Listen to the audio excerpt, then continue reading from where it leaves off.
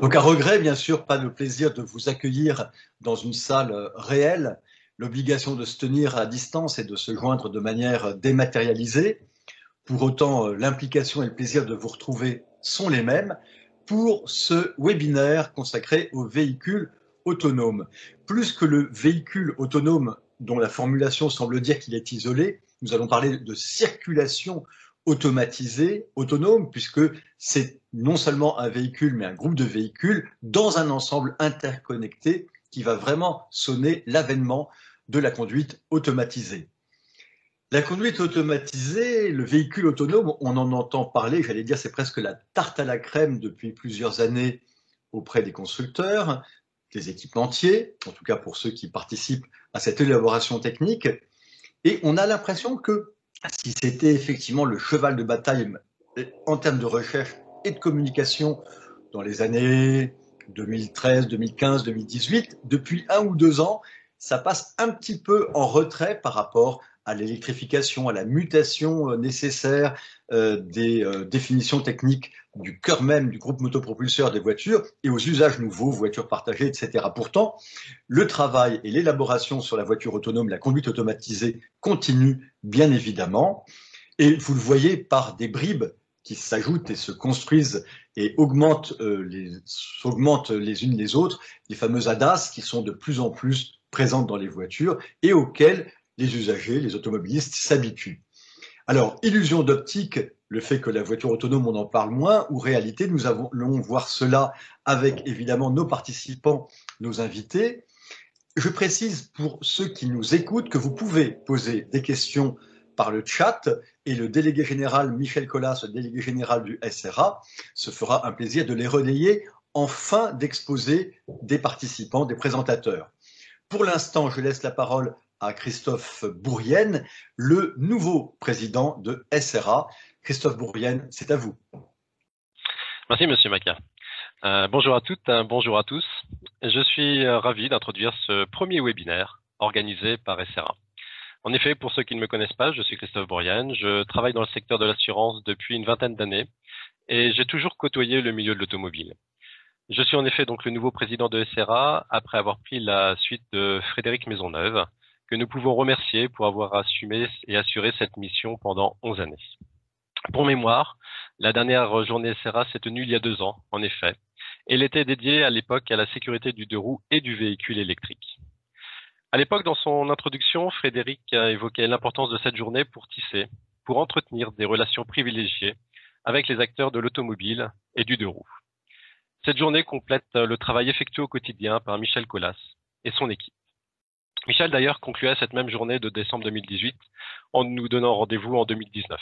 Malheureusement, cette journée SRA a d'abord été repoussée du fait de l'impossibilité pour la majeure partie d'entre nous à se déplacer. Et puis, finalement, elle a dû être annulée à cause du confinement épisode 1. Un des sujets majeurs prévus pour 2019 était, outre l'activité récurrente de SRA, de suivre l'évolution de ce véhicule autonome et de ses technologies. Ce sujet étant toujours d'actualité, et probablement plus encore, même si en effet, comme vient de le dire M. Macchia, il passe aujourd'hui en termes de communication peut-être au second plan par rapport aux véhicules électriques, nous pensons l'évoquer avec une nouvelle et belle journée SRA. Alors que l'organisation d'un confinement épisode 2, nous avons en ce moment-là pris la décision d'organiser ce webinaire dédié à la voiture autonome. Je vous remercie donc de vous être rendu disponible pour assister à ce webinaire. La diversité des métiers et des entités que vous représentez est tout à fait significative des liens noués par SRA. Mais avant de laisser la parole à M. Macchia et aux intervenants, remémorons-nous ce qui a fait l'actualité de SRA depuis décembre 2018. Il y a eu la constatation d'une aggravation sur l'augmentation du coût moyen de la réparation en hausse constante. Il y a eu un groupe de travail qui a été mené sur le nouveau véhicule électrique individuel. Et il y a eu la mise en place d'un audit annuel sur les airbags motocyclistes notamment. En définitive, cela synthétise assez bien le rôle de SRA. Suivre les évolutions de la sécurité et de la réparation. Les assureurs sont particulièrement intéressés. Quelle va être l'évolution des technologies? Quelle législation y sera associée? Quelles seront les répercussions sur l'amélioration de la sécurité, sur la fréquence de la sinistralité et sur l'augmentation des coûts moyens? En l'absence de démarche globale, le rôle de SRA est justement d'intégrer ces données, et notamment le niveau d'autonomie, de ces véhicules et notamment dans sa base de données. C'est aussi pour toutes ces raisons que ce webinaire est intéressant et je rends la parole à Monsieur Macquart. Et je vais vous la redonner tout de suite en vous posant une question, puisque vous êtes au cœur d'une question que tout le monde se pose. Quel est le rôle, quel va être le rôle des assureurs dans l'avènement, dans l'accompagnement de la voiture autonome, de la circulation autonome? Est-ce qu'il y a déjà des travaux qui sont entrepris, des réflexions qui sont faites dans ce domaine? C'est une question qui brûle les lèvres de tout un chacun. On a l'impression que c'est un peu ce sur quoi pourrait achoper la conduite autonome en cas d'incident, en cas d'accident, causé éventuellement par une défaillance du système. Quid de l'assurance? Alors, c'est en effet pour cette raison que les assureurs suivent particulièrement l'actualité des véhicules autonomes. Il y a des démarches qui sont plutôt individuelles au sein de certaines compagnies ou de certaines mutuelles pour accompagner des tests, soit sur circulation totalement privée, soit sur des sites protégés mais à usage public, justement pour accompagner ces évolutions. Après, sur l'aspect recherche de responsabilité et législation, aujourd'hui, rien n'est défini, ou en tout cas, on n'en voit que les prémices. Et ça dépendra aussi du fonctionnement de ce véhicule autonome. On lit beaucoup de choses. Quelle sera la réalité demain et après-demain? Je pense que il est trop tôt pour pouvoir se prononcer sur ce sujet d'une manière, enfin, avec beaucoup de certitude. Mais néanmoins, nous sommes tous concernés bien évidemment et très vigilants, voire disposés à accompagner ces évolutions. Ça donnera l'occasion, effectivement, sans doute, de placer un thème assurance et voitures autonomes, circulation autonome, dans un prochain, non pas webinaire, mais dans une prochaine réunion SRA qui se fera, nous l'espérons tous, en présence de chacun, en présence physique. Je vais passer la parole à notre premier intervenant, Pierre Castin. Vous êtes l'ancien président d'EuroNCAP, cet organisme bien connu, membre du comité des experts auprès du Conseil national de sécurité routière, le CNSR, et de la déléguée interministérielle à la sécurité routière, et vous êtes consultant pour l'UTAC CERAM. Vous voulez nous parler, parce que vous avez beaucoup travaillé sur la question, de ce programme voiture autonome et du côté de EuroNCAP, la façon dont cette sécurité, dont cette problématique a été déjà prise en compte depuis plusieurs années. Pierre Castin, c'est à vous. Bonjour à tous. Voilà, Pierre Castin. Donc, je suis ex-président d'EuroNCAP, mais toujours membre de son conseil d'administration en tant que représentant de la France.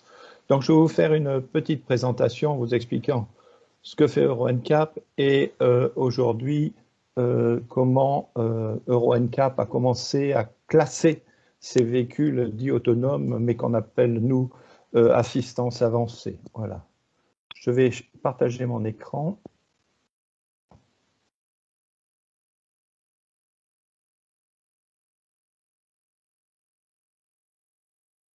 Est-ce que vous le voyez?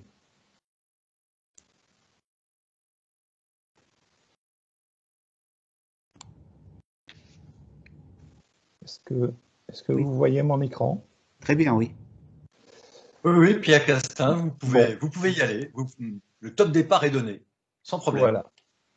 Donc, en deux mots, qu'est-ce que c'est qu'EuroNCAP? C'est une association de loi de type loi 1901, mais de droit belge, qui a 12 membres, dont 7 gouvernements, dont la France fait partie, et je dirais 3 automobiles clubs, comme la DAC, la FIA et l'Automobile Club italien, ainsi qu'un organisme de recherche pour les assurances anglaises, TACHAM, ainsi qu'un regroupement de recherche pour les consommateurs européens qui s'appelle l'ICRT.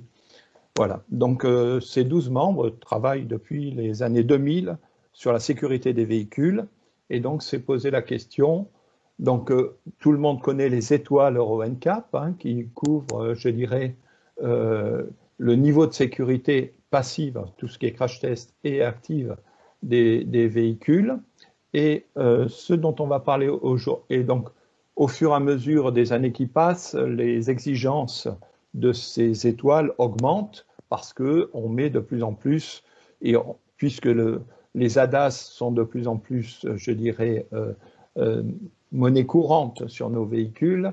Aujourd'hui, on les qualifie et ils font partie des étoiles, je dirais, des véhicules. Pour être 5 étoiles aujourd'hui, il faut avoir un certain nombre d'équipements sur les véhicules. Donc aujourd'hui, évidemment, Euro NCAP s'est intéressé à la conduite automatisée en sachant qu'aujourd'hui, tout n'est pas autorisé sur les routes. Donc, on a défini quelques... alors, on parle de véhicules autonomes, mais nous, on préfère parler de mode de conduite, parce que le même véhicule pourra être conduit par monsieur tout le monde, puis après, pendant une période, il va être en mode automatisé, et puis il va revenir après en mode manuel, par exemple. Donc, on a trois je dirais, modes de conduite. C'est assisté, et aujourd'hui, assisté, c'est le seul qui est autorisé sur les routes de France et d'Europe, pour l'instant, puisque le véhicule, le conducteur doit toujours être lui-même responsable de la conduite, et le système est là pour aider le conducteur à bien gérer sa charge.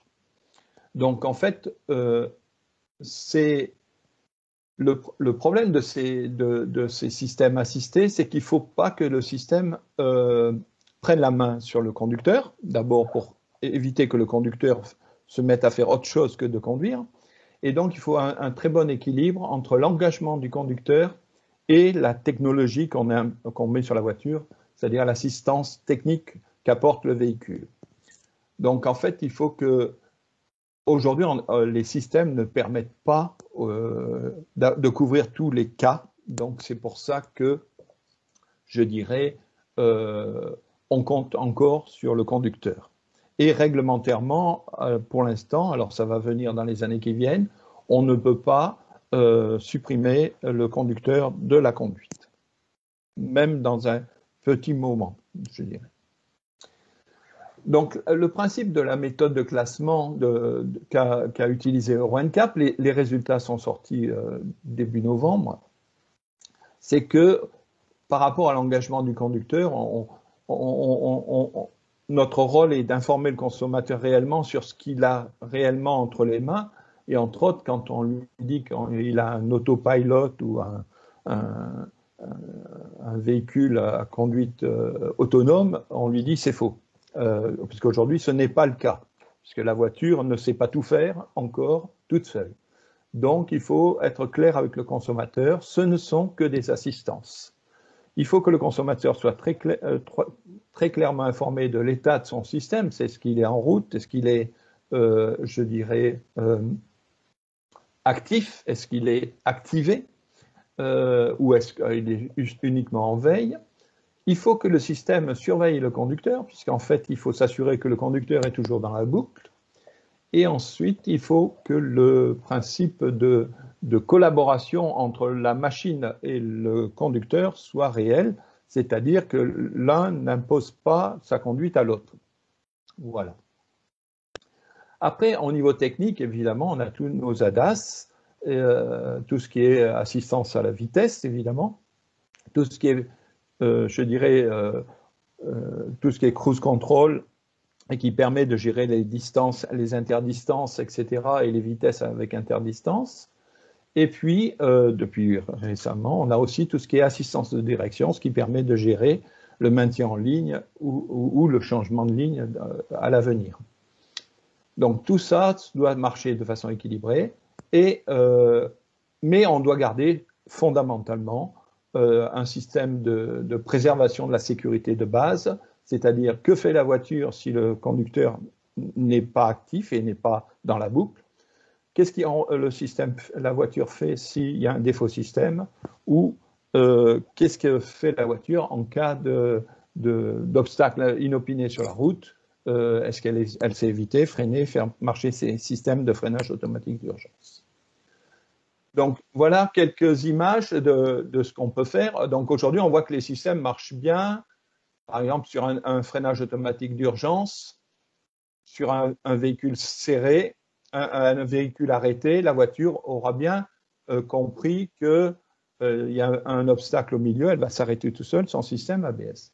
Mais quand on est en conduite normale, on a quelquefois sur autoroute c'est la voiture de devant qui va éviter l'obstacle et la voiture de derrière, si elle est en mode automatisé, va devoir réagir assez vite. Et là, on voit que tous les systèmes aujourd'hui ne sont pas aussi performants que ça, puisque autant un conducteur aurait évité la voiture parce qu'il aurait vu même au dernier moment, autant le véhicule ne s'est pas freiné assez vite pour arrêter, pour l'instant. Hein. Ça dépend des systèmes, évidemment.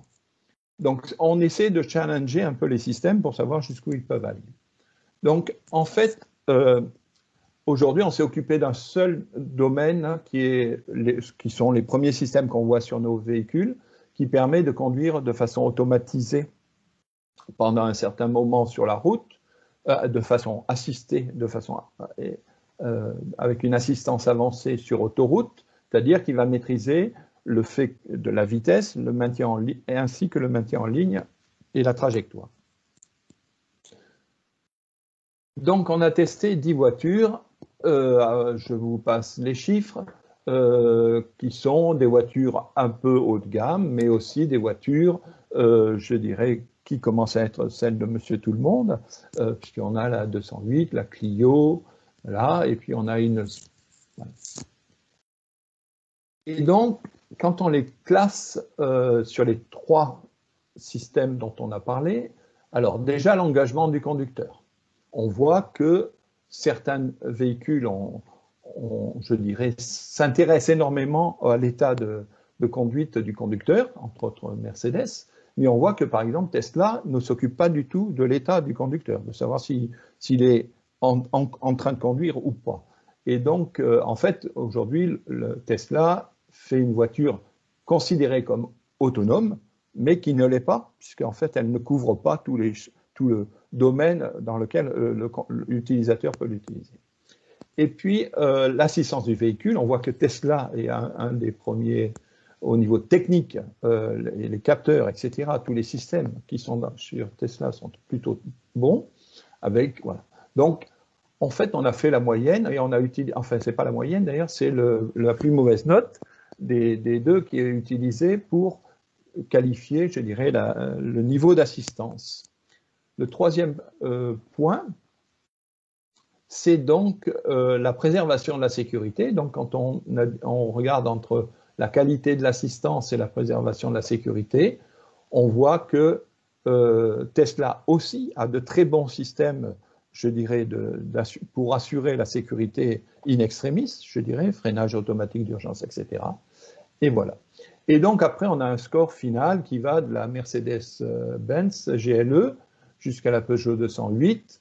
Alors, tout ça, c'est en dehors des 5 étoiles. Hein. C'est une compétence supplémentaire de la voiture. Elle a tous les ADAS qu'il faut et en plus, elle peut mixer la conduite, je dirais la maîtrise longitudinale et la maîtrise latérale du véhicule. Pierre Castin, une petite question, je me permets de vous interrompre brièvement. Une petite question, là les voitures elles sont jugées, notées, évaluées dans l'absolu. Ce n'est pas par rapport aux prétentions, aux affirmations du constructeur. Elles ne sont, voilà, c'est pas, le constructeur dit qu'elle est niveau 3 ou qu'il y a un accompagnement de la vigilance du conducteur en état de conduite automatisée et du coup ça déçoit par rapport à la prétention du constructeur. Non, elles sont analysées dans l'absolu en dehors de tout discours ou présentation technique du constructeur. Oui, oui, tout à fait. Ce qui peut expliquer aussi certains, parce que chaque constructeur ayant sa stratégie, aujourd'hui il y a des constructeurs qui ont fait des véhicules de niveau 2 et qui ne s'occupent pas en fait de préparer le niveau 3 et donc qui considèrent dès le départ qu'il y aura toujours le conducteur au volant. Et donc, je dirais que le système n'est qu'un système avancé d'assistance. On voit que sur les voitures haut de gamme, on a déjà des éléments qui prennent en compte ce qui sera demain autorisé sur nos routes, c'est-à-dire du niveau 3, qui pourra faire par exemple du changement de voie ou qui pourra par exemple faire de l'arrêt automatique en cas de non-réponse du conducteur. Donc, on voit bien, c'est ce qui justifie les différences, mais c'est aussi des équipements totalement différents à l'intérieur des véhicules. Et c'est pour ça aussi qu'on on voit que les Mercedes, Audi, BMW sont des voitures très très bien équipées en termes de capteurs et d'actionneurs sur le véhicule, ce qui n'est pas le cas ni de la Renault ni de la Peugeot, mais c'est un peu voulu. C'est-à-dire aujourd'hui, la Clio et la 2008 ont les systèmes essentiels pour faire de la conduite assistée, avancée sur autoroute. Voilà. Mais elle compte toujours sur le conducteur et on ne peut pas supprimer le conducteur dans ce cas-là. Donc voilà le score final qui a été normalisé. Et donc, c'est un premier jet. Évidemment, en 2021, ça va changer puisque réglementairement, on pourra commencer à avoir des véhicules de niveau 3 sur nos routes. Et donc, il y en a qui sont un peu plus en avance ou qui ont développé des systèmes qui sont presque prêts, je dirais. Et on verra bien ce que ça donne lors des prochaines campagnes d'essai. Donc, pour nous, aujourd'hui, on s'est occupé de l'autoroute, mais demain, est-ce que ces systèmes d'assistance peuvent marcher en urbain ou en interurbain, faire du traffic jam, par exemple, ou sur route à double sens? Et est-ce qu'aujourd'hui, demain, on pourra faire du niveau 3 sur autoroute, par exemple? Donc voilà les questions qu'on se pose. Aujourd'hui, on commence à avoir des systèmes autonomes, par exemple de systèmes de parking, où la voiture va toute seule se garer au fond du parking. Mais pour nous, ce n'est pas un challenge énorme en termes de sécurité, en termes de sécurité routière. Voilà. Voilà, donc je vous ai tout dit, j'attends vos questions. Oui, Pierre Castin, on pouvait être étonné de la dernière place qu'occupait sur un des critères la marque Tesla. Vous nous expliquez pourquoi? C'est à cause du manque d'accompagnement du conducteur quand le système de conduite autonome ne peut plus être actif et que la main est redonnée à l'automobiliste, c'est ça? Oui, tout à fait. En fait, je peux remonter le... Voilà, sur l'engagement du conducteur. En fait, Tesla n'est pas du tout coopératif. C'est-à-dire, c'est soit la voiture qui pilote, je dirais, et si vous touchez le volant, c'est vous qui reprenez la main. Donc, il n'y a pas du tout de coopération. C'est ou la voiture ou vous. Et donc, on voit bien que ce n'est pas une assistance. Tesla est parti dans le principe qu'il faisait une voiture qui conduisait toute seule. Mais aujourd'hui, on n'en est pas à ce stade-là en termes de capacité de connaissance de l'environnement, des capteurs, etc. Même si Tesla est très avancé dans ses capteurs et dans ses systèmes techniques, on voit bien que ça ne couvre pas tous les cas que l'on peut retrouver sur la route et que donc on ne peut pas désengager le conducteur complètement. Ça veut dire que le manque de passerelle entre le moment conduite automatisée et les impérieux petits instants où le conducteur doit reprendre la main ne se fait pas bien et ça pénalise la note finale de Tesla. Tout à fait. Tesla n'a absolument aucun contrôle de l'état du conducteur, entre autres. Donc, c'est ce qui fait qu'aujourd'hui, il ne s'assure. D'ailleurs, c'est un peu limite par rapport à la réglementation, je dirais. Puisqu'aujourd'hui, normalement, on doit s'assurer que, mais comme il n'a que des capteurs sur le volant, en fait, ça ne suffit pas à gérer l'attention du conducteur. Mais en fait, dans tous ces véhicules, on sent qu'il manque un peu de monitoring du conducteur, voilà, pour passer à l'étape supérieure. Et Pierre Castin, est-ce que vous pouvez nous détailler de façon simplement explicative, objective, bien sûr, sans juger, la position des constructeurs français et en quoi c'est différent de la position des constructeurs allemands, semble-t-il? Alors, évidemment, c'est qu'une question aussi de gamme de véhicules. Hein. Aujourd'hui, les constructeurs français ont pris comme principe de faire des véhicules de niveau 2, c'est-à-dire que des systèmes qui ne désengagent pas le conducteur. C'est-à-dire que, globalement, sur un 2008 ou une Renault Clio, l'assistance n'est pas développée de façon à faire penser au conducteur que, je dirais, il peut lâcher la main et il peut laisser conduire la voiture toute seule. Ce n'est qu'en sous-main, je dirais, transparent pour le conducteur, et l'assistance l'aide à rester en ligne, à garder ses distances, etc., maîtriser sa vitesse.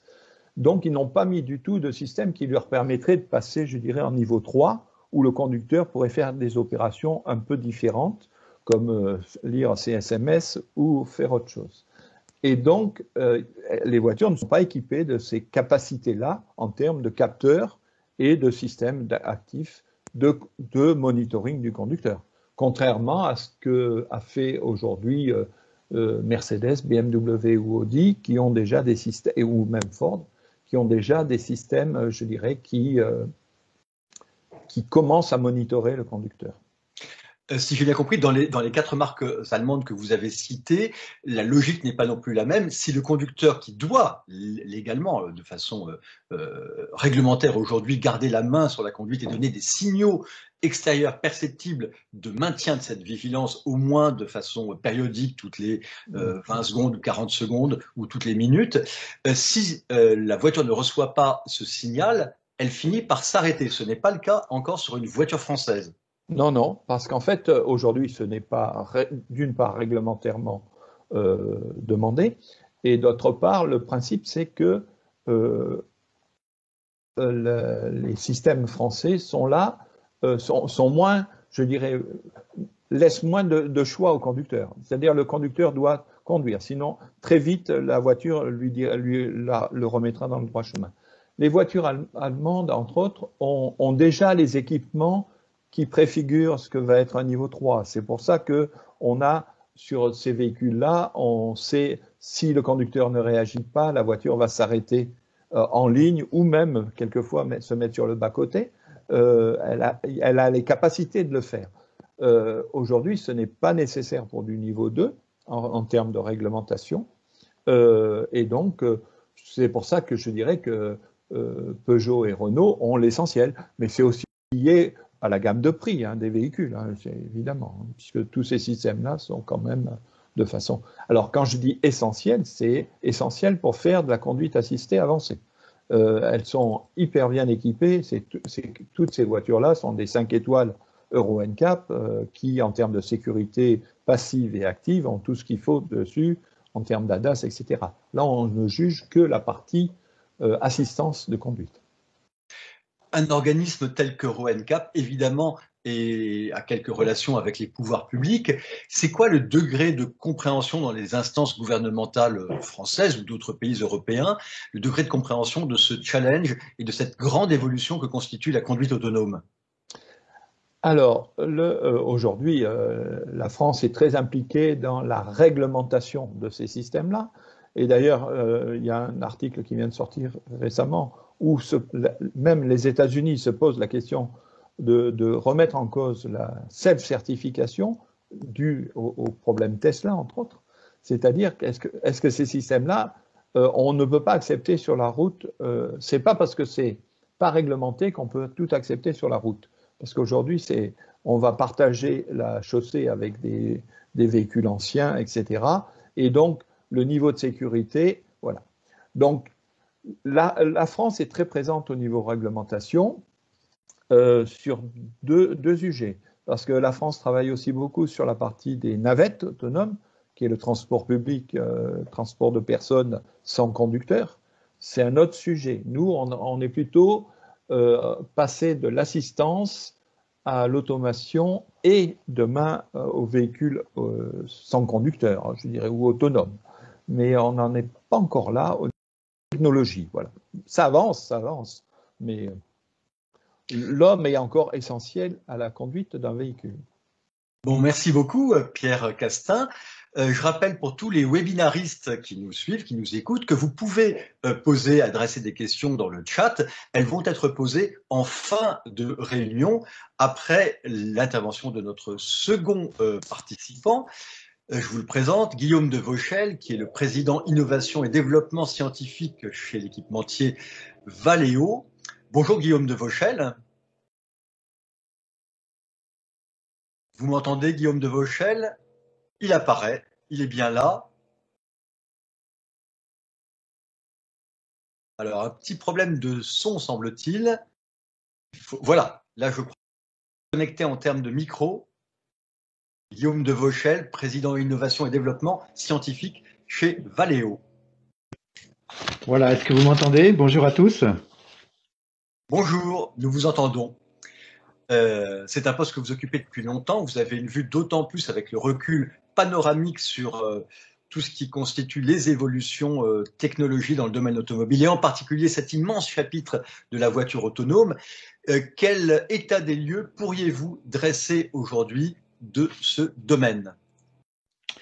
Oui, alors Valeo a la chance d'équiper la quasi-totalité des constructeurs de la planète et aussi des nouveaux entrants, les GAFAM et les autres, et notamment les Chinois. Donc on peut dresser un tableau assez complet de la situation. Donc de notre point de vue, il y a effectivement deux classes d'objets ou deux classes de véhicules, les véhicules particuliers dont on vient de parler avec Euro NCAP, et puis des nouvelles sortes de véhicules, des nouveaux objets qui sont d'ailleurs assez différents les uns des autres. Donc je mentionne les navettes, les robots taxis et aussi les droïdes, notamment pour le transport de marchandises. Donc évidemment la situation est assez différente en fonction du type d'objet. Donc pour les véhicules particuliers, donc on voit, donc c'est une généralisation du niveau d'équipement donc des ADAS. Donc ça a été très bien décrit par Euro NCAP. Hein, donc les ADAS se généralisent et sont de mieux en mieux acceptés parce que l'acceptabilité des fonctions est un élément très important. Il n'y a plus aujourd'hui de rejet des ABS, des ESP, des régulateurs de vitesse adaptatifs, etc. Donc c'est un mouvement très très fort qui pousse vers ces fameux véhicules autonomes. Alors, Euro NCAP est bien sûr un élément très important puisque tous les constructeurs se réfèrent à ce classement et aux méthodes d'Euro NCAP. Et on voit, donc ça a été très minimum ou moyen augmente en permanence. Juste pour quelques chiffres, pour vraiment voir ce niveau d'équipement. Le parking de tout à l'heure, là, les manœuvres de parking automatisées, qu'on dit, voilà, on voit aujourd'hui des véhicules autonomes sur des parkings, c'est-à-dire qu'il n'y a pas de conducteur à bord. Donc, les manœuvres sont essentiellement faites avec des capteurs ultrasons. Donc Valeo a démarré il y a quelques années, une vingtaine d'années, en étant en option sur la BMW série 7, donc on imagine les volumes. Et aujourd'hui, on produit quasiment 1 million de capteurs par jour ouvré. Donc ça fait beaucoup de capteurs. Donc on voit donc la généralisation de ces systèmes. On voit également, ça a été dit par Euro NCAP également, que les niveaux 3, donc effectivement là où le conducteur dégage partiellement, se dégage partiellement des tâches de conduite, arrive, donc il arrive, on va dire, puisque la réglementation le permet maintenant, et au moins 2 grands constructeurs ont choisi de livrer des véhicules de niveau 3. Donc au Japon, la Honda Legend et en Europe, la Mercedes Classe S vont arriver dans les prochains mois avec des systèmes qui permettent de dégager formellement le conducteur pendant certaines phases de conduite sur autoroute, sur périphérique ou ce qu'on appelle les traffic jams, donc dans des vitesses limitées. Donc on voit que finalement on a une espèce de révolution silencieuse. Le grand public attendait un grand soir de véhicules autonomes et en fait on voit un niveau progressif, une montée progressive du niveau d'équipement. Donc cette montée fait que le conducteur abandonne progressivement, et je dirais même sans trop s'en rendre compte, un certain nombre de tâches de conduite. Alors pourquoi je dirais sans s'en rendre compte? Aujourd'hui, de facto, avec l'ABS et l'ESP, le véhicule pourrait être qualifié d'autonome pendant les quelques secondes où ces systèmes sont activés, mais qui sont quelques secondes absolument cruciales, puisque quelque part, votre vie peut en dépendre. C'est vraiment ce phénomène que l'on voit. Alors un petit peu différent en fonction des plaques géographiques, puisque les réglementations sont différentes. Par exemple, des caméras de recul sont obligatoires aux États-Unis. Par exemple, la Chine a des réglementations différentes, plus permissives, en tout cas qui poussent plus vers ce véhicule autonome. D'ailleurs, le véhicule autonome, dans mon esprit, c'est un oxymore. Donc, puisque le véhicule qui décide par lui-même n'existe pas réellement, puisque de toute façon, ces véhicules sont connectés et feront appel à une intelligence débarquée, voire humaine, puisque ce sont des véhicules qui seront, s'ils sont qualifiés d'autonomes, même sans conducteur à bord, dépendront d'autres décisions qui ne sont pas embarquées à bord du véhicule. Donc ça, c'est la situation que l'on voit aujourd'hui pour les véhicules particuliers. On voit que techniquement, on est prêt ou quasiment prêt. Donc, si vous voulez lancer quelques animations, vous verrez des réalisations, des petits films qui montrent ce que Valeo est capable de faire et que d'autres sont capables de faire également. Et puis, il y a la deuxième nature d'objets, qui sont donc ces nouveaux objets roulants, les navettes, les robots taxis et les droïdes. Donc, on voit aujourd'hui ces véhicules se développer, et notamment le transport de marchandises, puisque finalement le point difficile dans ces transports automatisés, c'est bien sûr l'homme et son caractère imprévisible, voire déviant dans certains cas.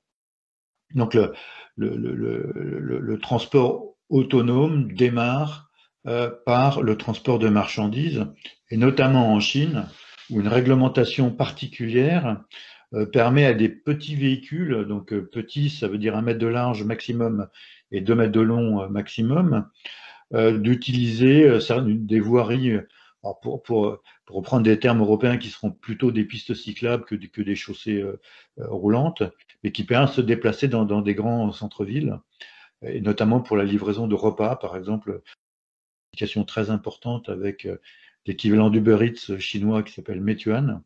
Donc on voit que ces transports autonomes à basse vitesse, mais donc dans des grands centres urbains ou sur des grands sites industriels ou privés, donc ces transports sont en train de devenir une réalité physique.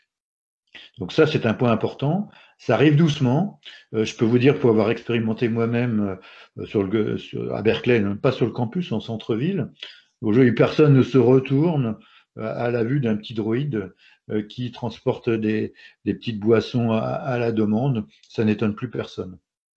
Donc, ce phénomène vous faites saliver là avec des engins de génération absolument nouvelle qui sont à portée de main, et le futur est déjà là. Et quelles vont être les prochaines étapes? Multiplication de ces engins roulants parfaitement identifiés, mais complètement nouveaux, inimaginables il y a encore une dizaine d'années? Oui, alors les prochaines étapes, j'appelle ça la révolution silencieuse. C'est en fait une extension du domaine d'opération qui a été défini tout à l'heure. Aujourd'hui, sur une Clio ou sur une 208, comme ça a été mentionné, vous pouvez cocher la case, on va dire traffic jam, donc votre véhicule, quelque part, sans être réellement autonome, suit le véhicule qui est devant vous. Donc globalement, vous êtes déchargé de ces tâches qui sont qualifiées, enfin qui ont peu de valeur ajoutée, donc ça vous simplifie la vie au quotidien. Alors certes, le véhicule ne va pas décider de sortir pour l'instant du périphérique parisien, par exemple, mais quand même, c'est déjà un grand plus. Et ce qu'on voit, c'est cette extension progressive. On s'habitue à. Donc aujourd'hui, vous avez un véhicule. Enfin, les fonctions que vous avez embarquées sur ces véhicules de grande diffusion auraient été qualifiées d'autonomes il y a une vingtaine d'années ou il y a une quinzaine d'années. Donc il y a un glissement et quelque part le grand public s'habitue et dit bah oui, ne voit pas que ce grand soir arriver. Et c'est exactement ce que l'industrie recherche, puisque il y a ce phénomène d'acceptabilité, de compréhension, qui a d'ailleurs été très très bien expliqué par Euro NCAP, la manière dont les gens comprennent le comportement du véhicule et notamment ses limites est absolument essentielle. Et ce qu'on voit chez Valeo, c'est contrairement à ce qu'on voit d'ailleurs sur l'autre grande révolution qui est le changement des motorisations, c'est qu'on a plutôt ce qu'on appelle en anglais le over acceptance, donc on a plutôt trop confiance dans les systèmes que pas assez. Voilà. Et on a plutôt trop envie de se faire conduire que d'avoir une certaine réticence. Donc toutes nos études montrent qu'après quelques minutes, le conducteur a plutôt trop confiance et que le problème qui a été très bien expliqué par Euro NCAP, c'est plutôt d'avoir trop confiance dans les systèmes. Et on a des vidéos sur Tesla, par exemple, où des gens qui sont censés conduire vont sur la banquette arrière, etc., ce qui est absolument pas raisonnable. Donc ça, c'est important. Donc dans mon discours, il y a l'équipement du véhicule est prêt ou quasi prêt. Ensuite, il y a bien sûr l'équipement de l'infrastructure ou de la communication véhicule à véhicule. Là aussi, l'exemple de Euro NCAP était tout à fait parlant. Si l'obstacle est caché par le véhicule qui est devant vous, on peut très bien imaginer une communication d'un véhicule à l'autre qui montre évidemment ce que voit la caméra du véhicule qui est devant vous et qui vous bouche la vue. Chez Valeo, ça s'appelle Voyage XR. Donc c'est tout à fait réalisable techniquement. Il faut bien sûr qu'il y ait une harmonisation de cette connectivité et qu'il y ait effectivement des réglementations qui le permettent.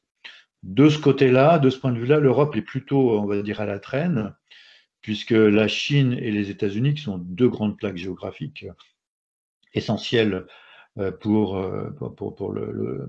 la mobilité terrestre, la Chine et les États-Unis ont choisi la 5G, alors que le choix de l'Europe n'est pas encore arrêté. Donc, a priori, Guillaume de Vauchel, a priori, ça se fait forcément par un opérateur télécom et de la 4 ou 5G et pas par du Wi-Fi, la connexion entre les voitures. Alors, en Chine et aux États-Unis, ça a été tranché récemment. Donc, c'est effectivement via un opérateur télécom. Aujourd'hui, l'Europe laisse la porte ouverte aux deux solutions. Et d'ailleurs, Euro NCAP, si mes informations sont bonnes, demandera cette connectivité en 2024 ou 2025 pour avoir ces fameuses 5 étoiles que tout le monde recherche. Vous avez, Guillaume de Vauchel, plusieurs fois mentionné la Chine.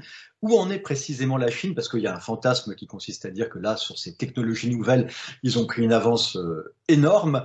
Mais je crois que l'État chinois a décidé de soutenir le développement de la voiture autonome, notamment en acceptant le principe d'un transfert de responsabilité en cas d'incident ou d'accident. Oui, absolument. La Chine fait évoluer sa réglementation, peut-être plus rapidement que d'autres, de manière à développer, à permettre de créer les conditions de marché pour ces technologies. C'est aussi le cas d'ailleurs pour la 5G. Donc l'État, de manière proactive, donne un certain nombre d'assurances et notamment en cas de défaillance de système, pourrait se substituer dans certaines conditions aux assureurs ou mettre un cadre réglementaire qui permet le déploiement de ces technologies. C'est aussi le cas d'ailleurs pour il y a un certain nombre de réglementations dont personne ne conteste l'intérêt, hein, notamment la réglementation sur la RGPD, donc le respect de la vie privée des personnes, qui est assez différente en Chine et qui permet justement ces échanges de flux vidéo, etc., de manière plus facile, puisqu'il y a moins de contraintes de diffusion d'images, par exemple, en Chine. Donc c'est vrai que la Chine aujourd'hui est en train un dispositif assez complet qui lui permet d'expérimenter les conduites autonomes de manière à très grande échelle. Et ça, c'est très important parce que vous savez que ces véhicules autonomes se basent en très très grande partie sur l'intelligence artificielle, et l'intelligence artificielle se nourrit des données. Et donc cette capacité à recueillir des données à très large échelle sur des millions de véhicules et des milliards de kilomètres va faire la qualité de cette conduite autonome. Voilà. Donc ça, c'est très important à comprendre. Le fait de pouvoir rouler, le fait de pouvoir accumuler des kilomètres et finalement de comprendre les conditions réelles d'usage. Le petit film de Rowan Cap était très significatif. Donc on voit un cas d'usage où il y a un obstacle, la voiture devant vous évite au dernier moment l'usage, l'obstacle. Est-ce que c'est un cas qui apparaît réellement ou pas? Comprendre cette situation, comment cette situation apparaît, si elle apparaît ou pas. Donc ça ne pourra se faire qu'en accumulant des milliards et des milliards de données. Alors quand je dis des milliards de données, simplement pour donner un élément, aujourd'hui donc les véhicules qu'on peut qualifier d'autonomes de Valeo ont un système embarqué qui tourne à peu près 30 teraflops. Alors 30 teraflops, ça parle peut-être pas beaucoup, mais ça veut dire que le calculateur embarqué 30 000 milliards d'opérations par seconde. Donc, ce qui, il y a une quinzaine d'années, aurait nécessité un immeuble de calcul complet, tient aujourd'hui dans un format qui est proche de celui d'un ordinateur portable d'aujourd'hui. Voilà. Donc, on voit aussi que ces progrès fulgurants sont liés d'une part à la progression de l'intelligence artificielle et d'autre part à la capacité de calcul. Et puis évidemment, mais là c'est un plaidoyer pro domo, aux très nombreux capteurs développés entre autres par Valeo, les radars, les lidars, les capteurs ultrasons et bien sûr les caméras avant, les caméras à 360 degrés, etc. Donc qui permettent une compréhension parfaite du contexte dans lequel évoluent les véhicules. Donc ces progrès techniques non pas ralenti, bien au contraire, même si la perception par le grand public est différente, puisque le grand public s'accoutume au fur et à mesure aux progrès réalisés. Vous avez fait tout à l'heure allusion à la relative lenteur ou paresse réglementaire qui a lieu en Europe au sujet de la voiture autonome, de la conduite automatisée. Mais globalement, les progrès, les évolutions vers l'autonomie de la conduite ne sont-ils pas ralentis par rapport à ce qui était prévu en fonction, premièrement, de la complexité plus grande, peut-être, de ces technologies plus grandes par rapport à ce qu'on avait initialement envisagé, et puis dû au fait que les constructeurs automobiles vraiment ont de manière accélérée, et ce n'était pas prévu, l'obligation maintenant de faire une mutation de tout leur groupe motopropulseur vers l'électrification massive. Alors, je n'ai pas parlé de paresse réglementaire, j'ai parlé de Chine particulièrement proactive. Je pense que tous les États, et notamment la France, font leurs meilleurs efforts pour développer ce véhicule autonome ou fortement automatisé avec une raison qui est toute simple, et Euro NCAP l'a rappelé tout à l'heure, c'est que globalement, entre 90 et 98% des erreurs de conduite sont des erreurs humaines. Et donc, plus on éloignera ou plus on assistera l'homme dans ses tâches de conduite, et plus la sécurité sera renforcée. Donc, tous les États ont ce souci de renforcer la sécurité. Après, les contraintes réglementaires ou les contraintes de fonctionnement d'un État ou d'un autre sont différentes. Bon, et la Chine est quand même un État assez directif. Donc, de temps en temps, le fait d'être directif, c'est aussi un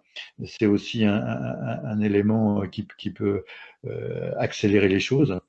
Alors, c'est vrai que l'industrie aussi se trouve avec cette double mutation. Cette mutation de motorisation vers les motorisations électriques ou en tout cas électrifiées, donc qui mobilise énormément d'investissements. Mais de notre point de vue, cela ne ralentit pas les investissements liés à la sécurité, puisque on voit que Euro NCAP, par exemple, remonte la barre en matière d'équipement de sécurité systématiquement année après année, et le nombre de points à obtenir ou le nombre d'équipements nécessaires pour avoir les fameuses 5 étoiles Euro NCAP sont de plus en plus forts, et que tous les constructeurs suivent et étape après étape, équipement après équipement, suivent le niveau d'exigence qui augmente. Un chapitre très important, c'est la cybersécurité. Vous avez évoqué la protection des données et pour les données privées des utilisateurs. Qu'en est-il de la barrière contre le piratage? Un petit exemple, Honda s'est fait hacker tout son système informatique il y a quelques mois. Et les conséquences se sont fait sentir dans toutes les filiales mondiales de Honda jusqu'à ces derniers temps, c'est-à-dire pendant plusieurs semaines. Quelles sont les barrières qui sont envisagées pour protéger efficacement et si possible sans porosité complètement les systèmes de voitures autonomes interconnectés entre elles? Alors, je l'ai dit tout à l'heure, le véhicule autonome gagne à être connecté. Je vais prendre juste un petit exemple pour les Parisiens ou ceux qui roulent dans les grandes villes. Imaginons qu'on est disposé il y a 4 ou 5 ans d'une base de données parfaite pour les conditions de roulage à Paris. Il y a 4 ou 5 ans, il n'y avait pas de trottinette. Donc les meilleurs systèmes de reconnaissance d'image n'auraient pas pu acquérir cet objet qu'on appelle trottinette. Donc aurait détecté soit un piéton entre deux roues, donc il aurait vu un vélo, soit les roues étant toutes petites, aurait vu un piéton. Et donc on voit bien que le comportement, la trajectoire d'une trottinette n'est ni celle d'un piéton, ni celle d'un vélo. Et donc, il faut créer un nouvel objet qu'on appelle trottinette, qui existe aujourd'hui dans la circulation parisienne. Donc, on voit bien que les bases de données qui auraient été faites il y a 5 ans pourraient être considérées comme obsolètes ou insuffisantes aujourd'hui. Donc, il faut mettre à jour ces bases de données sur les véhicules nouveaux, bien sûr, mais sur les véhicules qui roulent sur le parc également. Donc, ça veut dire que les véhicules, le véhicule de Monsieur Tout-le-Monde devra être connecté ou est déjà connecté pour mettre à jour ces bases de données. Et évidemment, quand on est connecté, on a cette faille potentielle de cybersécurité. Alors, c'est un élément évidemment important. La connectivité, je le disais, est nécessaire pour améliorer les performances. Elle est aussi nécessaire pour mettre à jour les systèmes quand une attaque est déterminée, parce que si vous avez un virus qui s'introduit dans votre système, c'est comme dans votre PC ou votre téléphone portable, il faut envoyer l'antivirus. Donc, parmi les dispositifs qui permettent de garantir, ou en tout cas de rendre très très difficile ces cyberattaques, il y a notamment ce qu'on appelle les NAD, les Network Access Device, que produit entre autres Valeo, qui permettent par exemple de trouver bizarre que vous ayez subitement un deuxième calculateur de freinage qui apparaît sur votre véhicule, donc là c'est évidemment une attaque assez grossière, donc on va repérer très très vite, mais on est aussi capable de repérer des attaques plus subtiles qui par exemple se traduiraient par une augmentation du débit sur un réseau. Et donc, une des manières de sécuriser, de limiter ces cyberattaques, c'est d'avoir un intermédiaire dans le véhicule qui ne soit pas juste un téléphone 4G ou 5G, mais d'avoir un système d'accès aux données via un dispositif embarqué à bord du véhicule et qui connaît du coup parfaitement l'architecture électrique et électronique du véhicule. Guillaume de Vauchel, vous parlez d'une sensibilité, d'une perception possible des attaques, même subtiles, mais on a l'impression quand même que la longueur d'avance que proposent les différents opérateurs qui gèrent la sécurité des systèmes informatiques, elle a une petite longueur d'avance, mais elle est potentiellement rattrapée très vite par les hackers. Et les hackers, au moment où ils concrétisent l'attaque, où ils la lancent, là, toutes les barrières font défaillance. Alors peut-être qu'il y a quelques cyberattaques, et heureusement, qui sont quand même contenues, mais quand elles arrivent à passer les barrières, elles sont dans le système, et en l'espace d'un instant, ça peut avoir dans les ramifications les plus grandes conséquences. Et on imagine ce que serait une circulation automatisée avec des voitures interconnectées entre elles et interconnectées à la route intelligente et à une base de données centrale, mais au milieu desquelles arriverait un virus qui perturberait tout. C'est quoi dans ce cas-là le mode par défaut, le système d'alerte ou le système de mode dégradé qui permet d'éviter le clash, l'accident généralisé? Alors, bon, déjà, à chaque nouveau système offre des avantages et offre bien sûr une possibilité d'attaque. Donc ça, c'est un sujet qui est vieux comme le monde. C'est la bataille entre la cuirasse, entre le bouclier et l'épée. Hein. Chaque fois qu'on a une épée nouvelle, on doit avoir un bouclier un peu plus performant. Donc c'est pas vraiment un sujet nouveau. Mais c'est un sujet qui existe et qui est quelque part traité. Une manière de traiter, c'est que aujourd'hui, hein, il n'y a pas, quand je parlais de téléopération, enfin, il n'y a pas aujourd'hui de téléopération de véhicules, il n'y a pas aujourd'hui de capacité de prise de commande à distance pour des véhicules récents. Hein. Il n'y a pas de. Alors, on a vu quelques vidéos il y a très longtemps sur des véhicules qui étaient relativement anciens, qui n'étaient pas d'ailleurs du tout autonomes.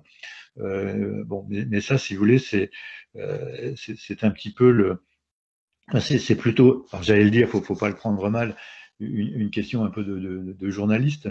Ce sont pas des cas qui peuvent arriver. En tout cas, il n'y a pas de cas avérés aujourd'hui.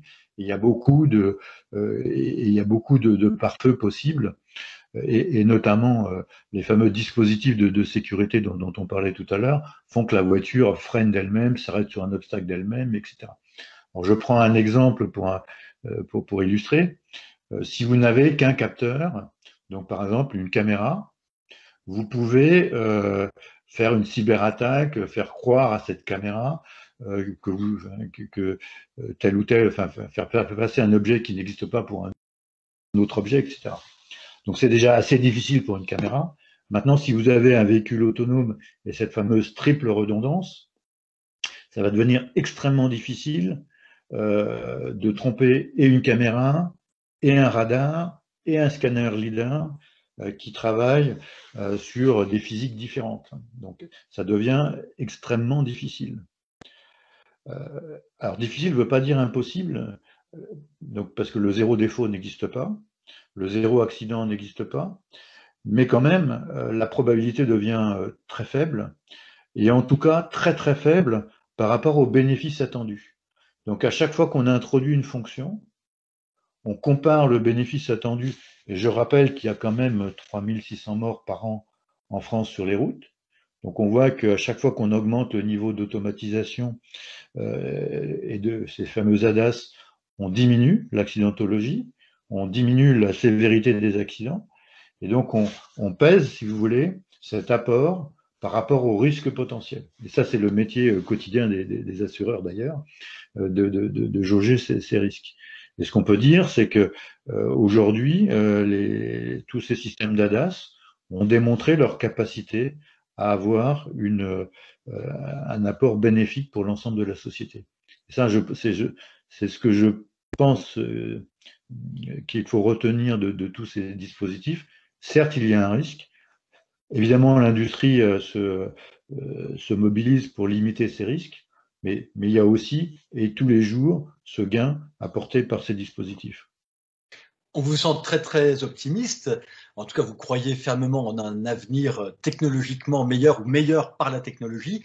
En gros, le message à faire passer, selon vous, c'est que la voie vers la voiture autonome, l'évolution vers l'autonomie de conduite, ça continue à progresser, même si c'est une révolution silencieuse. Les faits sont là, ils parlent d'eux-mêmes, les choses avancent et à un rythme normal. Alors, oui, je suis optimiste parce que, en fait, à chaque évolution dans l'auto, à chaque évolution technologique, il y a eu des réticences, beaucoup de réticences. J'ai rappelé celle assez récente de l'ABS et de l'ESP. Vous vous souvenez peut-être qu'il y avait des comparatifs, hein, les journaux étaient pleins de comparatifs entre les capacités de freinage d'un pilote de Formule 1 et d'un ABS. Aujourd'hui, ça n'existe plus. 100% des véhicules sont équipés d'ABS et ça ne soulève plus de problème. D'abord parce que tout le monde n'a pas les capacités d'un pilote de Formule 1 et ensuite parce que les ABS aujourd'hui battent n'importe quel pilote de Formule 1. Et d'ailleurs, c'est pour ça que c'est interdit dans les courses, parce qu'autrement, il n'y aurait plus du tout d'intérêt dans les compétitions. Je pense pas non plus, bon, je remonte un petit peu plus loin dans l'histoire, que vous regrettiez le starter, par exemple, pour la dépollution, par exemple. Je pense pas non plus, là je remonte encore, que vous regrettez le réglage au volant de l'avance à l'allumage et de la richesse de la carburation. Parce que là, ce serait pas euro 0, mais ça serait euro -5 en termes de dépollution. Et donc, à chaque évolution technologique amène son lot de débats qui ensuite deviennent nécessaires ou même totalement transparentes ou totalement oubliées par le conducteur et l'utilisateur. Donc c'est dans ce sens que je suis optimiste, c'est que quelque part ces préventions existent, elles sont normales. Là aussi, je reprends un autre système de transport automatisé qui est l'ascenseur. Pendant des années, il y a eu un groom pour sécuriser les gens. Les gens ne voulaient pas être tout seuls dans un ascenseur.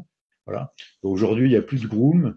Et je pense que il reste une petite pourcentage de population qui n'aime pas prendre l'ascenseur, mais ça reste quand même assez marginal. Et finalement, les conditions de circulation sont telles que dans de nombreux cas de figure, et notamment je pense à tous ceux qui commutent, hein, donc font le trajet domicile-travail de tous les jours, ou, même si dans ces temps de Covid c'est moins fréquent, bon, qui considèrent que ce temps est perdu et que l'automatisation des tâches de conduite va rendre 1 heure, 2 heures peut-être par jour à des millions de personnes et permettre un épanouissement, enfin, en tout cas de limiter les contraintes qui sont aujourd'hui perçues dans ces tâches de conduite. Merci beaucoup, Guillaume de Vauchel. Je retiens qu'on va peut-être bientôt, selon vous, monter dans une voiture totalement automatisée avec la même facilité que de monter dans un ascenseur où il n'y a pas de groom. Effectivement, ça paraît dit comme ça paraît tout à fait naturel. Alors peut-être pas totalement automatisé, mais en tout cas automatisé, par exemple dans votre trajet domicile-travail que vous faites tous les jours. Et c'est peut-être, alors totalement automatisé, c'est pour dans très longtemps. Par contre, sur le périphérique parisien, c'est pour demain. Merci beaucoup, Guillaume de Vauchel. Le moment est venu de donner la parole à ceux qui nous écoutent. Il faut toujours un premier partant. Est-ce qu'il y a déjà des questions? Elles vont être relayées par le délégué général du SRA, Michel Collas. On a déjà des questions? Oui, bonjour à tous. Alors une première question. On a vu un film de test, essai avec un véhicule essayant d'éviter un autre véhicule, un véhicule 4 roues contre un autre véhicule 4 roues. Qu'en est-il des autres types de véhicules ou des autres types d'obstacles, par exemple les 2 roues? La question est posée, et puis on peut aller plus loin, évidemment, avec piétons ou tout autre obstacle que l'on peut avoir sur la route. Alors, je vais peut-être répondre pour Valéo. Donc, évidemment que les vous serez deux à répondre. Motivé, parce que je suis motard tous les jours, donc je fais particulièrement attention à ma conduite. Voilà, donc évidemment, les dispositifs, les radars, etc., détectent les piétons, les vélos, les motos, et je parlais de trottinettes. Donc effectivement, il faut classer tous les objets sur la route pour protéger ce qu'on appelle dans notre jargon les vulnérables, et notamment les 2 roues, qui sont particulièrement vulnérables. Donc ça, c'est important. Alors après, pour on va dire de véhicules autonomes sur les motos, à ma connaissance, c'est encore très très marginal. Traditionnellement, les 2 roues motorisées ont un retard. On commence à avoir des ABS des ABS sur l'angle ou des ESP sur l'angle sur les motos. Donc c'est souvent avec 1 ou 2 générations de décalage pour ces 2 roues. Et effectivement, on peut le regretter, mais c'est l'état du marché aujourd'hui. Oui, côté Euro NCAP, là j'ai montré un exemple de véhicule fixe 4 roues, mais aujourd'hui dans les ADAS qui sont testés par Euro NCAP, pour avoir les 5 étoiles, il y a les piétons, enfants et adultes, qu'ils soient en traversant ou le long de la chaussée en longitudinale. Il y a les cyclistes et en 2023, il y aura déjà la moto, puisqu'il y a eu une étude qui a été faite par l'Utaxeram, il y a un consortium pour développer une cible moto, et on pense déjà à la cible trottinette, dont parlait M. De Vauchel, qui est forcément un nouveau venu sur nos routes et donc avec qui que les systèmes devront, je dirais, prendre en compte. Voilà, parce que d'un côté, il faut que le capteur puisse le voir, mais après, il faut que les algorithmes sachent bien faire les différences entre tous ces systèmes-là. Et voilà. Donc, côté Euro NCAP, tous ceux qui partagent la route seront testés pour qualifier les ADAS. Il y a un mot que nous n'avons pas lâché pendant ce webinaire jusqu'à présent, c'est le mot intelligence artificielle. N'oublions pas que, si j'ai bien compris, la voiture autonome dotée d'intelligence artificielle sera aussi capable d'apprendre des expériences qu'elle a perçues avec ses capteurs, de les mettre dans son logiciel de compréhension, d'intégrer cela et de réagir de manière sans cesse affinée avec davantage d'informations à sa disposition. C'est bien ça, Guillaume de Vauchel ? Oui, alors il y a déjà beaucoup d'intelligence artificielle, principalement dans le traitement d'images. Donc toutes les caméras qui font du freinage piéton, donc qui sont globalement montées à 100% sur les véhicules, utilisent de l'intelligence artificielle pour classer les objets, pour comprendre la scène. Donc ça, c'est important. Donc ça existe. Il y a bien sûr eu des prochaines étapes. Les prochaines étapes, c'est d'affiner par rapport à votre style de conduite, par rapport aux situations que vous rencontrez tous les jours. Donc là, il y a déjà des véhicules qui commencent à être équipés. On parlait des manœuvres de parking, par exemple. Il y a des véhicules commercialisés aujourd'hui, pour lesquels que vous pouvez acheter aujourd'hui, qui sont capables de se garer sans personne à bord, mais qui sont aussi capables d'apprendre la manière dont vous vous garez, par exemple au travail ou à votre domicile. Donc, ils vont reproduire votre manœuvre et votre manière préférée de vous garer en marche avant, en marche arrière, le long du mur dans votre garage ou au contraire au milieu de la place, etc. Donc ça, ce sont des fonctionnalités qui existent déjà et qui vont s'amplifier complètement dans les années à venir avec le progrès des algorithmes, mais aussi avec les progrès de capacité de calcul. Typiquement, vous avez des systèmes d'intelligence artificielle qui sont capables de reconnaître des routes, même quand il n'y a pas de bord de route, il n'y a pas de trottoir, voilà, il n'y a pas de. Donc là, il n'y a pas besoin de marquage au sol pour reconnaître que vous êtes sur la bonne voie de votre route, par exemple. Une autre question, Michel Collas. De la part du public, oui. Oui. Cela concerne toute donc le fonctionnement du véhicule en autonomie totale, et puis la reprise en main par le conducteur, pardon. Donc l'idée est est-ce on sait estimer le temps qui est nécessaire pour qu'un conducteur reprenne la main en cas de manœuvre urgente, voire même en cas de décision de reprendre la main parce que j'ai plus envie que mon véhicule soit autonome. Alors du côté de là, on a fait beaucoup d'études. Ce temps, en fait, est variable d'un moment à l'autre. On va dire de 1 seconde à 10 secondes ou plus. Et ça donne des conclusions assez paradoxales. Une des conclusions qu'on avait partagées d'ailleurs avec le délégué à la sécurité routière, c'est que paradoxalement, quand on regarde une vidéo ou quand on fait son mail,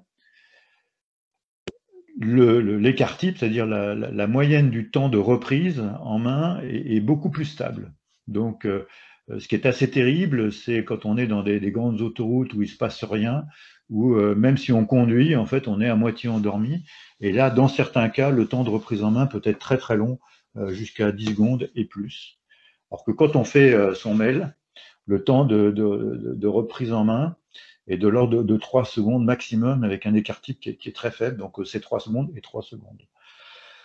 Donc les conclusions sont pas, enfin, les conclusions sont parfois surprenantes. Hein. C'est mieux de proposer une tâche intéressante au conducteur plutôt que de le laisser conduire dans un environnement qui est particulièrement ennuyeux, parce que le temps de réponse moyen est meilleur. Après, donc il y a des manières de prendre en compte ce temps de compréhension du système. Par exemple, je prends un cas pénible qui est la nuit, hein, où le conducteur est moins bon. Par exemple, avec des phares pixelisés, donc adaptatifs, on va, par exemple, mettre une barrière virtuelle qui montre où se trouve l'obstacle. Et donc, au fur et à mesure qu'on avance, cette barrière virtuelle se rapproche, et donc ça donne le temps au conducteur de comprendre la situation. Donc, on va essayer d'afficher à 3 secondes ce qui se passe, de manière à ce que le conducteur soit averti. Autre type de réaction possible, quand par exemple un camion vous double, même si c'est en toute sécurité, que vous conduisez pas, ça peut conduire à un réflexe malheureux. Donc, par exemple, on va faire circuler un bruit de l'arrière vers l'avant, typique de quelqu'un qui vous double, un petit peu avant que le camion vous double. Voilà, etc. Donc ce problème de reprise en main est particulièrement délicat et nécessite, ça a été très très bien dit tout à l'heure par Euro NCAP, des systèmes qui améliorent la compréhension de l'environnement sans surcharger la charge cognitive. Donc il faut une charge cognitive qui soit pas trop basse, sinon on s'endort, et pas trop haute pour qu'elle soit, donc c'est insupportable d'avoir une charge cognitive trop haute, et qui en plus ne doit pas être fixe, parce que quand vous avez une charge constante, c'est extrêmement désagréable. Donc là, on touche à un autre champ de l'intelligence artificielle, où en fait on interroge différents cortex, le cortex cérébral, hein, ce qui est notre cerveau évolué, mais aussi le cortex reptilien, donc celui des réflexes. Voilà. Donc ce sont des sujets qui sont en cours de recherche et d'études, et je pense qu'il y aura beaucoup de développement dans les années à venir. En tout cas, un domaine absolument passionnant scientifiquement. Une autre question peut-être, Michel Collas? Et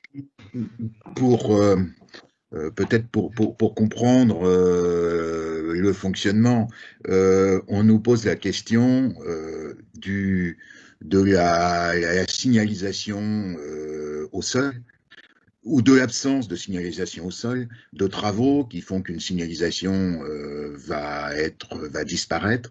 Donc, comment est-ce qu'il est pris en compte? Est-ce que la signalisation au sol est prise en compte, et de quelle façon? Alors, les caméras, les capteurs en général voient bien la signalisation au sol, hein, quand elle existe, voient bien les panneaux. Donc, il y a des systèmes qui permettent, par exemple, de lire un panneau dans toutes les circonstances. Donc, si le panneau est très réfléchissant, donc on va diminuer l'éclairage la nuit. Si au contraire le panneau est très sale, on va augmenter l'éclairage. Voilà, donc ça, ce sont des situations qui existent. Après, j'indiquais tout à l'heure que la communication était essentielle. Donc typiquement, des travaux, vous êtes assez rarement le premier à voir ces travaux. Donc le fait d'avoir des systèmes, je mentionne Waze par exemple, de coopératifs, permet de vous informer sur l'état de la chaussée. Voilà. C'est encore mieux quand il y a un opérateur, là je pense notamment aux autoroutes, qui vous indique l'état de la chaussée, les différents incidents. Là, il n'y a aucun système qui permet de voir à 3 km, par exemple, hein, même en ligne droite. Mais par contre, c'est assez facile pour un opérateur d'autoroute de vous dire, ben voilà, il y a une zone de travaux dans 3 km, et donc c'est prudent de ralentir votre vitesse et de vous caler 3 km avant à 110, par exemple, ou à 90, qui permettrait d'arriver sur cette zone de travaux beaucoup moins vite, ou en étant prévenu de ce qui se passe, ou de prévenir d'un animal qui divague, etc., etc. Donc là, les systèmes coopératifs vont apporter beaucoup, de la même façon que je pense des équipements supplémentaires, je pense à ce qu'on appelle les unités bord de route, qui permettront localement de donner des conditions de circulation, de glace, de pluie, etc., etc. À la lumière de votre réponse, Guillaume de Vauchel, c'est clair, la conduite automatisée globalisée, généralisée au parc automobile roulant, elle ne peut s'envisager que de manière interconnectée entre les voitures entre elles et ce qu'on appelle la route intelligente. Oui, absolument, ça apportera un plus. Aujourd'hui, à ma connaissance, il n'existe pas de système fonctionnel quand on ne connaît pas l'adhérence, hein. Donc aujourd'hui, les systèmes se déconnectent quand il fait 0 et quand il fait froid, ce qui peut poser beaucoup de problèmes, par exemple, à des gens qui seraient habitués à une conduite automatisée ou qui n'auraient plus de mobilité. Je pense par exemple à des personnes âgées qui se fieraient beaucoup à ces systèmes, qui n'auraient pas des capacités vraiment à prendre en main leur véhicule tous les jours. Donc là se posent effectivement des problèmes d'éthique. Est-ce que c'est éthique de proposer des systèmes qui seraient déconnectés quand on a le plus besoin, par exemple quand il neige?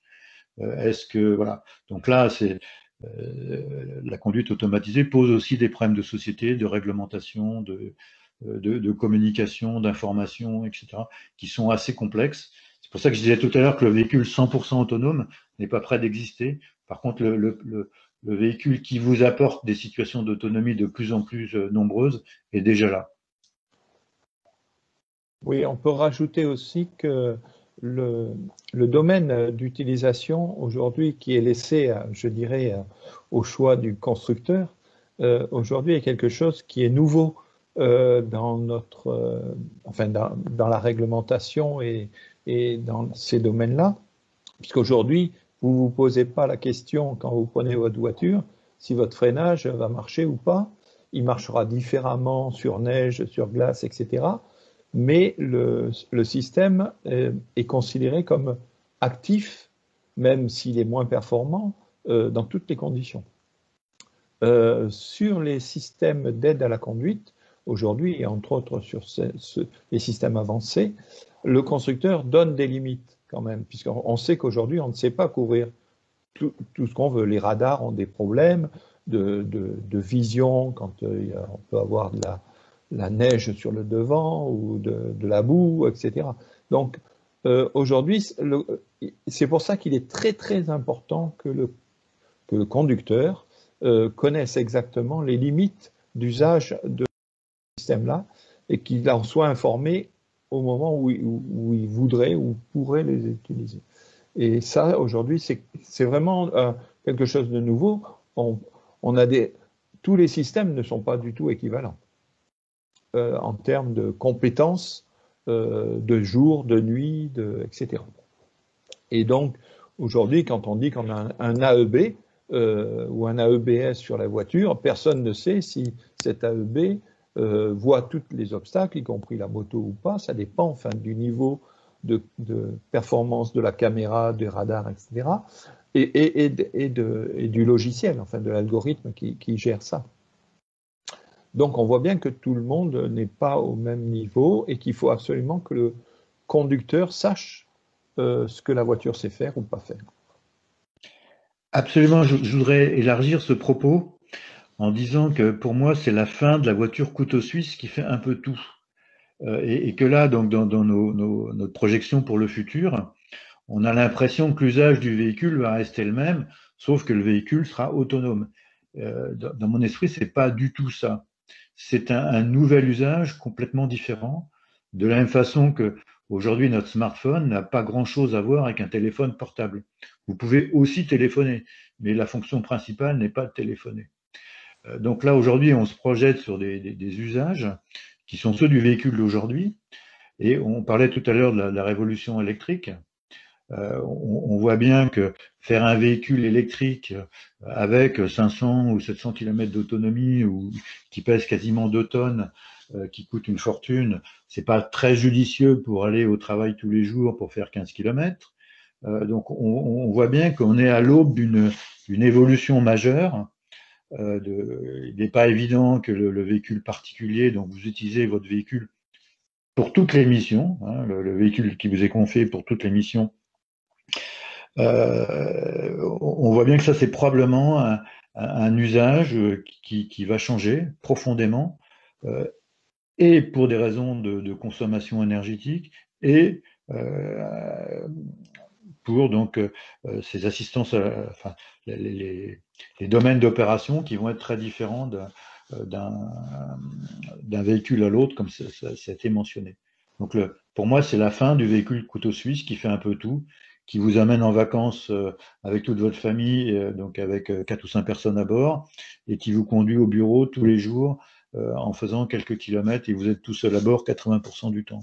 Donc c'est probablement des nouveaux objets qui vont arriver, et on va s'habituer progressivement à avoir des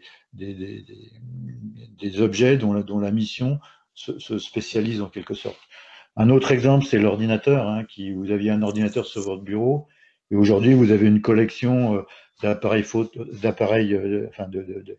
de smartphones, de tablettes et d'ordinateurs ou de téléviseurs qui ont des fonctions qui sont finalement qui s'entremêlent les unes aux autres.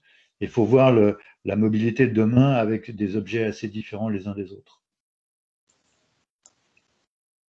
Ça veut dire, Guillaume de Vauchel, ça veut dire que la sécurité accrue et l'automatisation de la conduite permettrait de ne plus avoir autant de sécurité passive sur des voitures forcément alourdies. La voiture Euro NCAP, multi-usage, couteau suisse, comme vous l'appelez, qui fait tout, mais qui aussi vous protège en cas d'accident quand vous roulez vite sur autoroute, ça n'aura plus lieu d'être. On va avoir un allègement des voitures grâce à la voiture globalement automatisée. Alors oui, voilà, quand on voit qu'il y a, aujourd'hui, on va dire 30 km/h en ville, la probabilité d'avoir un accident avec des blessures corporelles peut devenir très très basse, hein, vraiment très inférieure à 10-9. Donc on ne voit pas bien pourquoi il y aurait à trimballer 100 ou 200 kilos de sécurité passive dans ces conditions-là. Et là aussi, ça appelle des réflexions, on va dire, presque sociétales, puisqu'aujourd'hui, il y a le choix entre la voiture qui pèse typiquement 1 tonne 4 ou de cette ordre de grandeur, et puis la trottinette qui pèse 20 kilos, où il n'y a aucune protection. Donc probablement, la vérité ou un optimum est entre les deux, et on pourrait voir des véhicules qui auraient peut-être moins de sécurité passive, beaucoup moins lourds, peut-être aussi des puissances beaucoup plus faibles. Peut-être que au lieu d'avoir des moteurs capables de faire 100 chevaux ou 100 kilowatts, peut-être qu'un moteur à 15 ou 20 kilowatts suffirait pour la ville, donc avec des batteries 48 volts, donc beaucoup moins lourdes. Si on automatise ce type de véhicule, compte tenu des vitesses considérées, on n'a pas nécessairement besoin d'un set de capteurs très très cher, et donc on pourrait donner une mobilité entre guillemets plus raisonnable. Voilà. Et ce véhicule-là, il serait évidemment, qui est un véhicule urbain tel que je le décris, serait vraiment mal adapté à des transports interurbains. Donc on peut imaginer qu'il y ait plutôt des parcs de véhicules en fonction des missions que vous voulez réaliser. Oui, mais l'expérience nous montre que, par exemple, le 2 roues, qui correspond un peu à ce système-là, n'est pas allé dans ce sens-là, enfin, à part la trottinette. Mais on a toujours beaucoup de 2 roues motorisées en ville, et on a quelquefois des 100 chevaux sur la route. Oui, c'est vrai. En ville. C'est vrai que c'est un changement de paradigme.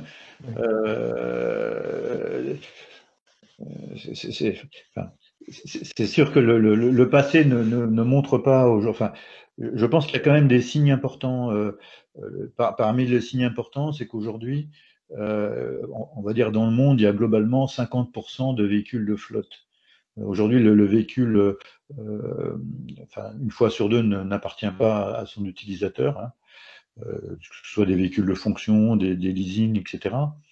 Donc, avec le véhicule connecté et autonome, on peut, donc là je m'adresse aux assureurs, on peut très bien imaginer une généralisation au pay-per-use, etc. de la manière donc d'avoir des paiements plutôt à l'usage ou la manière dont vous utilisez votre véhicule, peut-être beaucoup plus incitatif qu'aujourd'hui.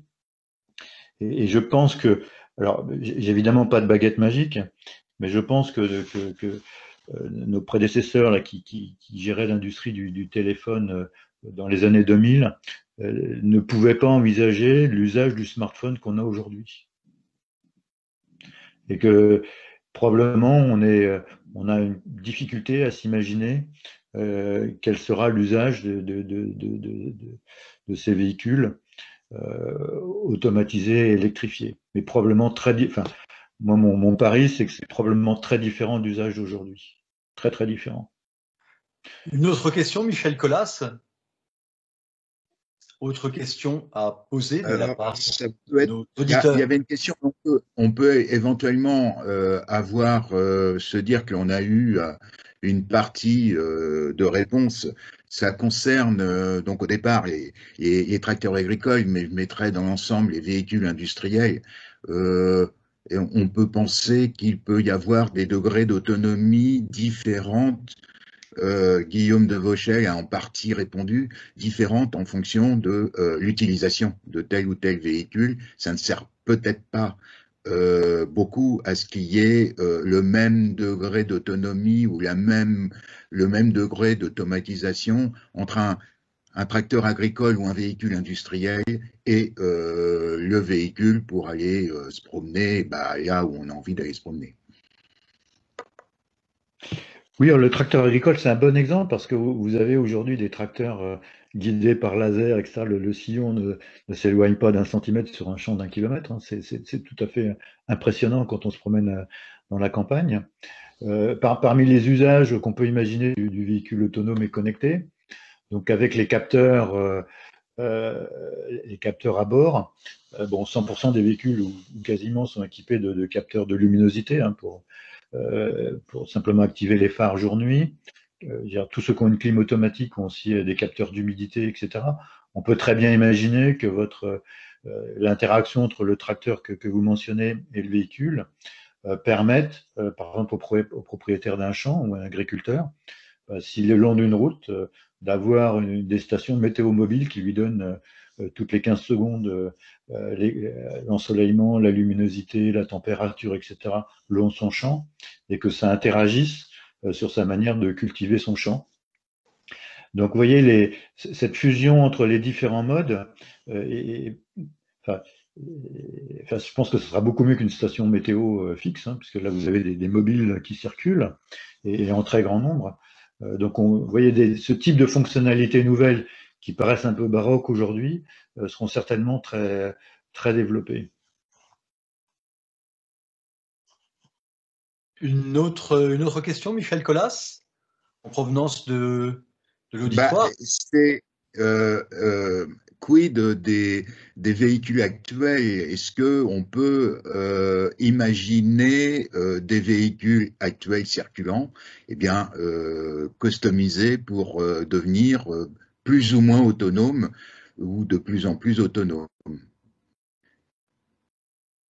Alors là, c'est une nouvelle frontière qui disparaît, puisqu'aujourd'hui, on a une frontière très très nette entre le véhicule neuf ou de première monte et ensuite le véhicule qui vit. Donc on voit qu'avec le véhicule automatisé, il est nécessairement connecté. Donc il y a des potentiels de mise à jour tout au long de sa vie. On voit d'ailleurs que d'ores et déjà un certain nombre de constructeurs prééquipent des véhicules mais les fonctions ne sont activées que si vous payez, hein, donc notamment dans des premium allemands, où Tesla fait ça également. Donc là, cette barrière, j'ai un véhicule neuf qui quelque part a une définition technique très claire et qui n'évolue pas ou très très peu pendant la vie du véhicule, va disparaître, ou en tout cas s'amenuiser, avec la possibilité de monter de nouvelles fonctionnalités. Software en premier lieu, hein, donc des mises à jour et des améliorations, mais aussi hardware. Donc, par exemple, Valeo vend des kits de caméra, etc., qui peuvent donc améliorer le fonctionnement du véhicule que vous avez déjà. Voilà. On peut aussi imaginer des campagnes de mise à jour de véhicules qui aujourd'hui ne sont pas pratiquées de manière massive. Parce que Et en voisinage de cette question posée, est-ce qu'on peut envisager que des voitures très autonomes, dans une circulation largement automatisée, coexistent avec d'anciennes voitures pas du tout autonomes, ou carrément des voitures rétro, anciennes? Oui, je ne pensais pas imaginer le contraire. Enfin, c'est inimaginable d'avoir des voiries quand on connaît la durée de vie des infrastructures. Voilà, on n'imagine pas des infrastructures qui soient entièrement dédiées aux véhicules autonomes. C'est pas pensable. Donc, forcément, ces véhicules vont cohabiter sur une longue période. Et c'est ça le challenge, c'est de partager la route avec tout ce qui existe et qui existera encore pendant quelques années. Et c'est là où je dirais que la capacité aujourd'hui à analyser tout cet environnement, et on voit bien pourquoi ça n'est pas tout de suite autonome pour rouler dans toutes les conditions et partout.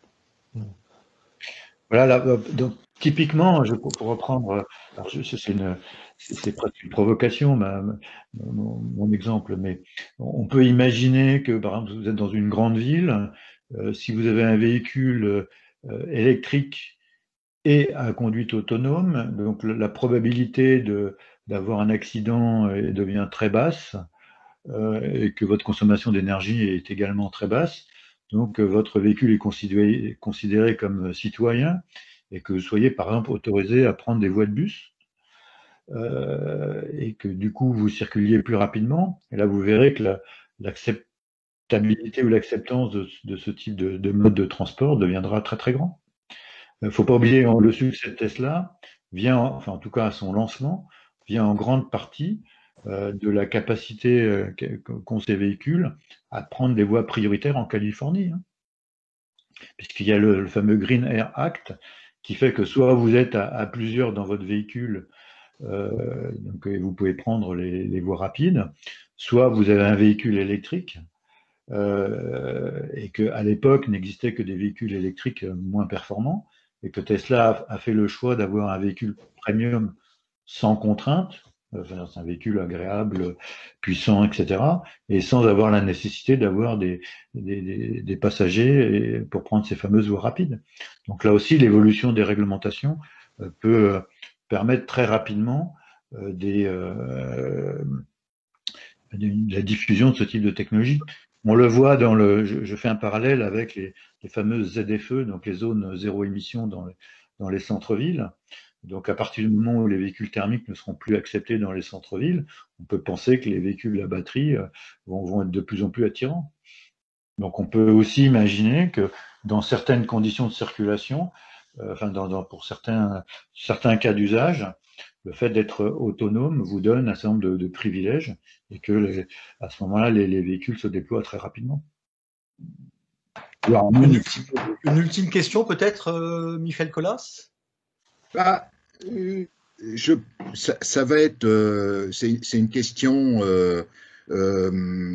deux questions en même temps que c'est la même. Quid des baisses de fréquence et quid de l'augmentation ou de l'évolution des coûts de réparation? Et moi, en qualité de directeur de SRA, j'ai envie de dire, enfin, on ne va pas poser la question aujourd'hui parce que les éléments de réponse sont multiples.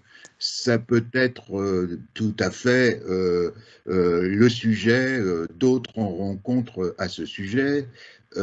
Et en particulier, là, SRA est attentif à l'évolution des coûts de réparation. Donc, j'ai envie de vous dire, ce n'est pas une question pour aujourd'hui, mais forcément qui ouvre encore le débat et qui nous permet de penser à d'autres discussions ensemble. Exact, exact. Peut-être qu'il est temps de conclure ce webinaire. Il n'y a plus de questions apparentes? Non, je pense qu'on n'a plus de questions pour nos deux intervenants. Un petit mot de conclusion, Michel Collas, directeur de SRA. Déjà, moi, je voulais remercier nos deux intervenants.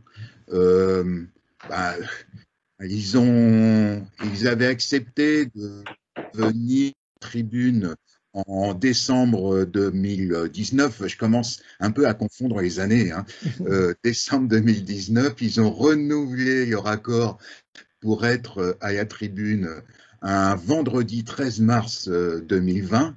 Malheureusement, nous avons été obligés d'annuler la réunion et à nouveau, nous les avons sollicités et ils sont présents et ils ont donc ce que l'on souhaitait pouvoir échanger ensemble. Et donc, je vous remercie tout particulièrement de cette rencontre.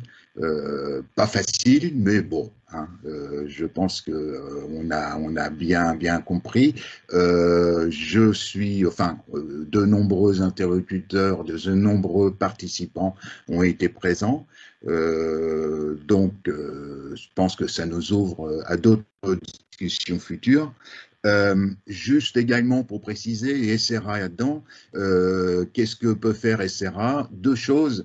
SRA est actif sur cette question, dans le sens où nous sommes à la tête de bases de données, en particulier d'une base de données très volumineuse, très complète concernant tous les véhicules qui sont en circulation sur le territoire français.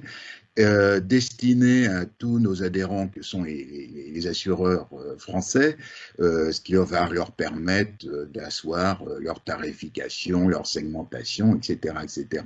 Et nul doute que tout ce qui concerne les ADAS et ensuite toute cette évolution d'autonomie 2, 3, 4 jusqu'à ultime 5, c'est quelque chose qui est suivi particulièrement par SRA pour pouvoir renseigner ces bases de données, pour pouvoir renseigner sur la situation présente les assureurs sur les véhicules circulants et qui vont être amenés à circuler, qui vont être amenés à tarifer. Ça, c'est une première chose. Et puis la deuxième chose, c'est que derrière, et on l'a évoqué, c'est bien sûr l'évolution des coûts de la réparation. Certains disent l'augmentation des coûts de la réparation. Je me suis bien sûr privé de dire ce terme d'augmentation. On peut toujours rêver, on peut toujours penser que l'augmentation des capteurs qu'il peut y avoir sur le véhicule n'occasionnera pas des augmentations des coûts de la réparation, du coût des pièces. Mais bon, c'est un vœu pieux et on peut toujours exprimer et on verra dans le futur. Mais bon, SRA, nous faisons les statistiques qui permettent à chacun des assureurs de se situer sur leurs dépenses en réparation. Et donc, nous sommes présents et nous y serons toujours dans le futur. Et pour terminer également, bien, je vous invite pour la prochaine journée technique SRA, qui de coutume est toujours le premier vendredi de décembre de l'année. Donc l'année qui vient, ce sera le 3 décembre 2021. Donc mettez sur vos agendas réunion. Nul doute que SRA sera content d'organiser cette réunion sur une journée pleine. avec de nombreux intervenants aussi intéressants que Pierre Castin et Guillaume de Vauchel aujourd'hui, et sur des thèmes qui seront peut-être différents, mais qui seront toujours au niveau de la sécurité, de la réparation. Merci beaucoup. Merci à tous. Effectivement, rendez-vous est pris pour l'année prochaine en présentiel, comme on dit. C'est tout ce que l'on souhaite. Au revoir. Au revoir. Au revoir à tous et merci. Au revoir et merci.